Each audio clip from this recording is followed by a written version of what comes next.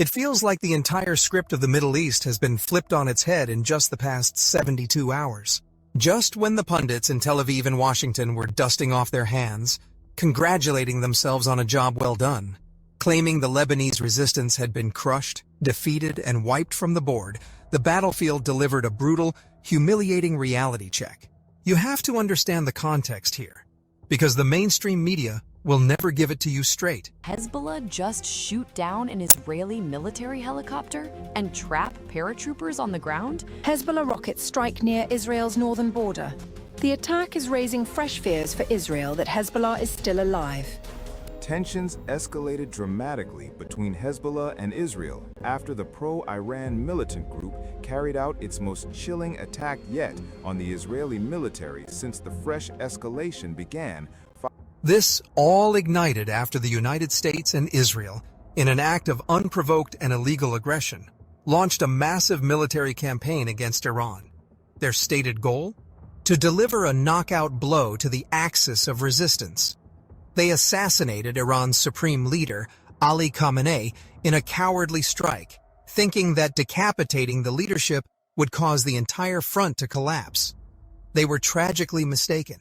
The Lebanese resistance, which the occupation army had brazenly declared totally defeated just months prior, has risen with a fury that has shocked the world.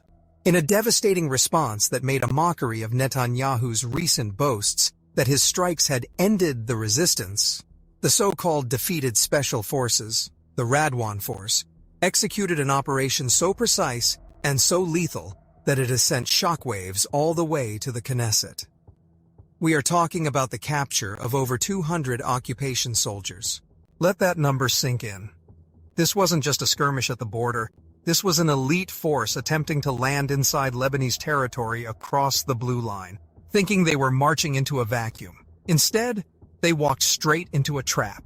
The Lebanese resistance not only thwarted the invasion, but snatched victory from the jaws of the assault, taking dozens of prisoners in the process, with unconfirmed reports suggesting the number is climbing. Netanyahu is in shock, the Israeli public is in disbelief, and the so-called invincible IDF has been brought to its knees by the very force they swore they had annihilated.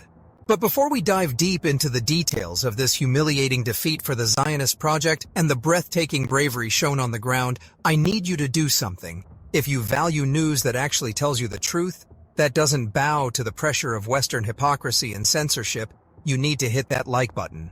Smash the share button. Send this video to everyone you know. We need to break the information blockade. And if you haven't already, subscribe to the channel right now. We are one of the last outposts of honest journalism, and your support is the only thing keeping us going. We are funded by you, not by war criminals, so join the movement, hit subscribe, and let's get into the real story. Now, let's talk about how we got here and why the Lebanese resistance made the monumental decision to enter this fray. This wasn't just about solidarity, although the bond with Iran is unshakable. This was about survival and the very fabric of the resistance axis. When the US and Israel launched their war on Iran, they thought they could isolate the Persians, hit them hard, and leave their allies exposed and intimidated. They figured the Lebanese resistance, battered by the previous year's aggression and supposedly decimated, would sit this one out. They figured wrong. The motivation behind standing with Iran was simple. The battle is won. The resistance knows that if Tehran falls, Beirut is next, and then Baghdad, and then Sana'a. They are the tip of the spear.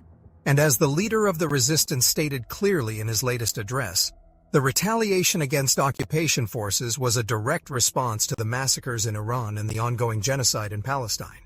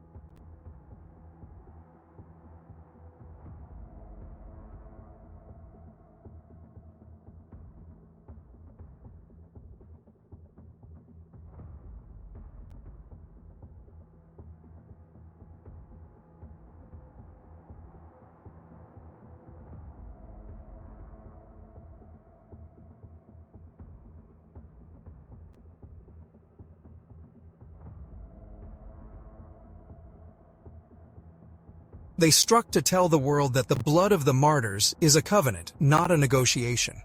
In the early hours of the operation, the resistance targeted the heart of the Zionist north, hitting the Ramat David Air Base, a key strategic installation, with swarms of drones. But the real masterpiece was the ground operation. Israeli commandos, probably from their most elite units, were inserted via helicopter under the cover of darkness, attempting to infiltrate the towns near Nabi Shit. They thought they were being stealthy, but the resistance has eyes everywhere. As soon as those boots touched the ground near the Al-Shukr family cemetery, the trap was sprung. Locals and fighters engaged them immediately, pinning them down.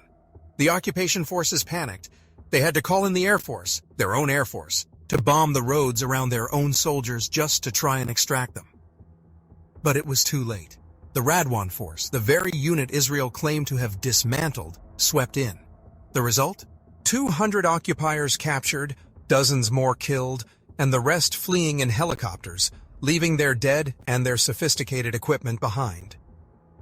The Lebanese army and the resistance fighters on the ground paid a heavy price, with 26 martyrs, including brave soldiers from the Lebanese army who stood their ground against the invaders. This is the unity that terrifies the enemy. The irony here is so thick you could cut it with a knife. Remember the ceasefire agreement that was supposed to be guaranteed by the US and France? The one that the Lebanese resistance actually respected? From the moment it was signed, Israel violated it hundreds of times. They were bombing the south, striking the Bekaa Valley, assassinating resistance members on the highways, blowing up homes and demolishing entire villages that had just been rebuilt. The occupation never stopped its aggression. Just days before this latest escalation, Israeli warplanes were targeting the Radwan commanders in southern Lebanon, trying to whittle down the resistance through cowardly assassinations from the air. And where were the Western guarantors? Where was the international community when French President Macron was shaking hands with Israeli officials? Nowhere to be found. They were silent as the rogue state continued its acts of war. The Lebanese government, under immense American pressure, even took the unprecedented and shameful step of trying to ban the resistance's military activities. But let's be clear. The resistance doesn't take orders from Washington, and it doesn't bow to internal political pressure when the nation is under attack. The brave decision to retaliate wasn't just about avenging Khamenei. It was about defending Lebanese sovereignty against an enemy that was creeping back in, meter by meter, thinking the resistance was too weak to respond. They miscalculated catastrophically. What we are witnessing is the complete psychological and military defeat of an entity that relies on its image of invincibility.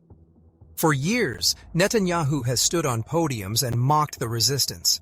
He laughed at the missiles, he bombed the suburbs, he assassinated leaders, and he declared victory. But victory looks very different when your soldiers are being paraded, when your elite units are ambushed, and when your air bases are burning from drone strikes that your billion-dollar Iron Dome couldn't stop. The first wave of strikes by the Lebanese resistance was a masterclass in warfare. Using a combination of missiles and drones, they targeted the Marin Air Operations Base, the very nerve center of Israeli air control over the north, and took out one of its main radars and a command building. That base is supposed to be the most protected site in the region. It was left in flames. While the occupation was scrambling to figure out what hit them, the ground forces moved in. The resistance isn't just fighting back. They are dictating the terms of the war. They are fighting to liberate Palestine, to defend Iran, and to cleanse Lebanese land of the filth of occupation. The people in the south are resilient. They have been through massacres, displacement, and bombings. But this time, the narrative is different. This time, the resistance isn't just absorbing blows. It is dealing them out, and the Arab street is watching.